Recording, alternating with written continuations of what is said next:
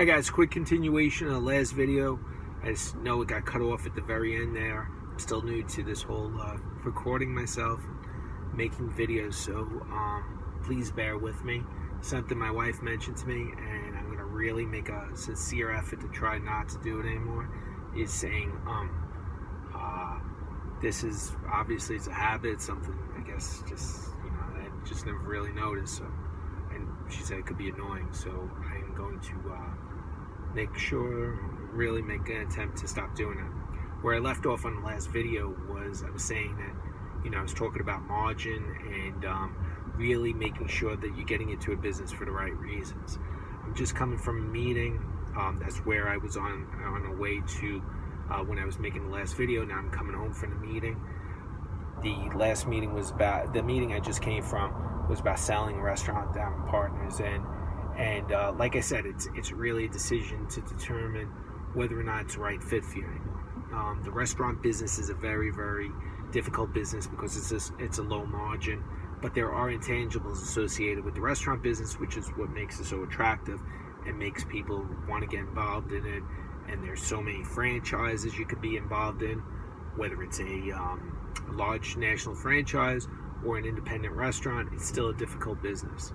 And a lot of the times, I'll give you a perfect example of a conversation I had about 5 or 6 years ago with a person who owns 10 Subway franchises.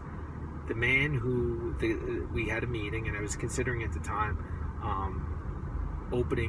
buying into a Subway franchise, and the conversation that we had was basically their game plan is that you make a small amount of money from multiple franchises. So essentially they don't want someone coming in and buying one franchise. Someone coming in and buying one franchise is basically buying themselves a job.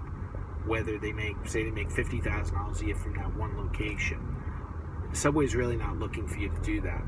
And I know they're going through a lot of changes right now and downsizing and closing some locations, but essentially Subway doesn't want you to come in and buy one location. They want you to come in, they want you to own 10 locations and make, say, $30,000 from each one, which would be great, make $300,000 a year on your end, but you're basically operating 10 locations.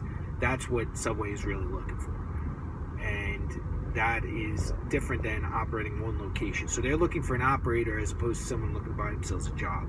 A lot of times when you're coming out of being downsized or trying to figure out what you're going to do after you've lost your job and maybe you have some money and maybe an inheritance or a different thing like that, and you're trying to figure out what you want to do with it, you basically are investing in buying yourself a job. I keep saying that, and it's very, very important to know that that's what that is. A lot of times, you're trying to replace income, and what I was saying before is you can't really count on a business doing more than it's worth. I can't emphasize that enough, and that's really how you should evaluate any business you're getting involved in. Whatever that business is, you got to make sure that you understand that you can't expect that business is going to triple and you're going to triple the sales in the business and you're going to replace your income right from the get-go. The other, as I was mentioning before, the other intangible with the restaurant business is just the idea of owning a restaurant. And that could be a great thing. I mean, there's multiple reasons why you want to get involved in the business, but just be aware that you're getting into it for the right reasons, particularly the restaurant business, because it is so demanding. A restaurant where it's an owner-operator as opposed to an investor. I'm an investor in a restaurant as opposed to a owner-operator. So I own the restaurant. I hire people to run it for me, to cook the food, to manage the staff. I'm an investor in it. An owner-operator is someone who's running the restaurant, cooking the food, serving the customers, or some sort of semblance of those different things. Now that's a different thing. In an instance like that, you have to really realistically, people don't think of restaurant as being in the retail business, but essentially restaurant is the retail business, and you have to be open a certain number of hours a week in order to make any money.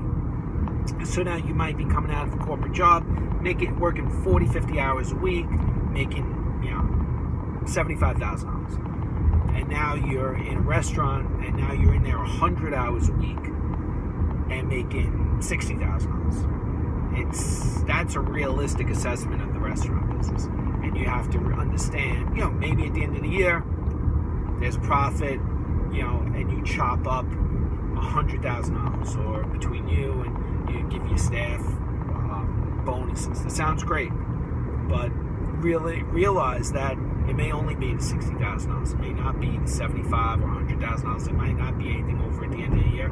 Quite honestly, at the end of the year, you might be putting money back into the business. So just understand what you're getting involved in. The restaurant business itself is taking on a different role as technology has changed things. Whereas maybe, say 30 years ago, you're an entrepreneur, you want to start a business. You decide to open up you go down, there's a shopping center down the block from you, and you say, hey, there's no dry cleaner now. I'm going to open up a dry cleaner. Or you say, there's no boutique shoe store in my neighborhood. I'm going to open up a shoe store. Whatever. Technology has changed all this. And just remember that. Like, technology is going to, has made a lot of these businesses obsolete. And that's a big change. So people who maybe they were inclined to open up a card store or a clothing store, a shoe store, whatever, are now getting into the restaurant business. And I think a lot of times they're going in with blinders on. And you go to an entrepreneur show, one of these shows that showcase all different franchises. You go to one of these shows, there's tons of restaurant opportunities. Not so many of other opportunities as there used to be, and the reason is technology. Technology has changed the face of entrepreneurship. Many more people are going into the restaurant business than used to, and so you have a saturation in a lot of markets of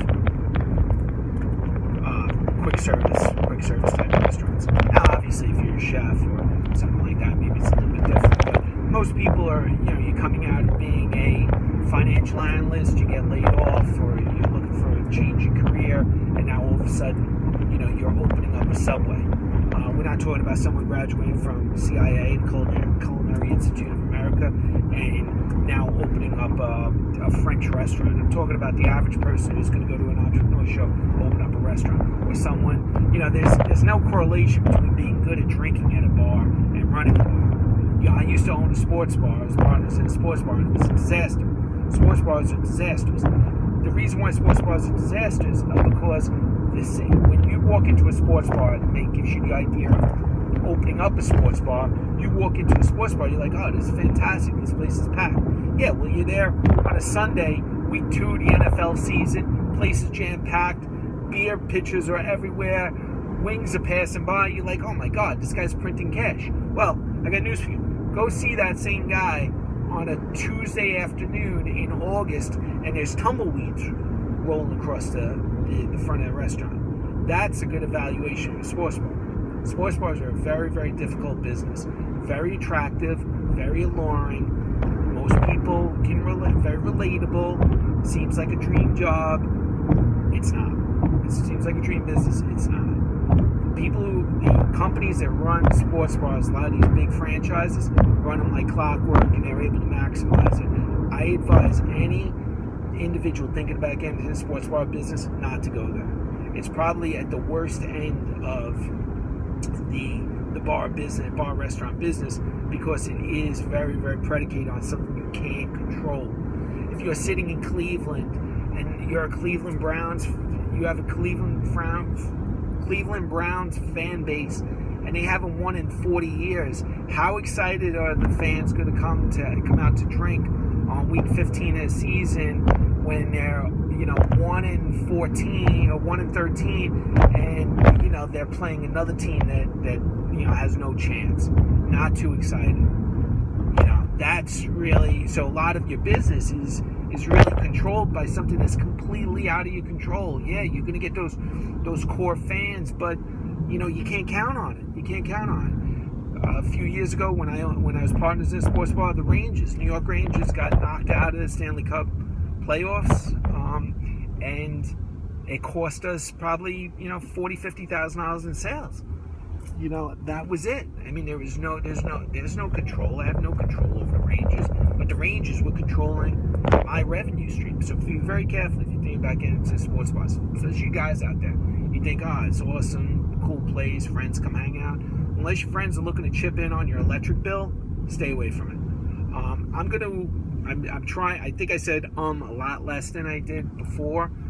I will continue trying to make that better, but I'm going to cut out for now and just evaluate like what came out of this meeting. It was a good meeting, good professional operator looking to maybe buy my place, and I'm gonna think about it and see what the takeaways from on. I'm actually headed to a meeting with the national company. I have another business where I'm a contract installer for window treatments for large nationwide home improvement centers.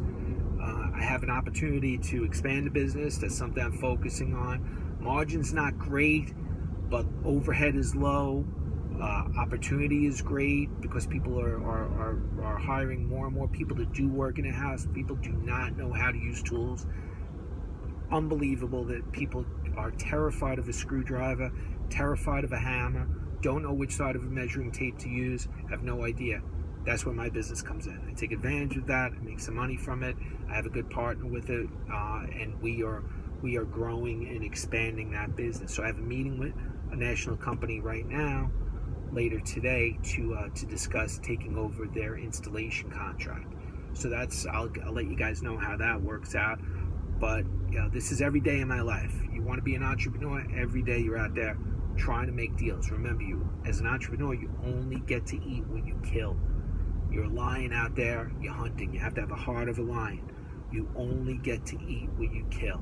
There's no free meals in the jungle. Take care. I'll see you soon. This is JD, Heart of a Lion.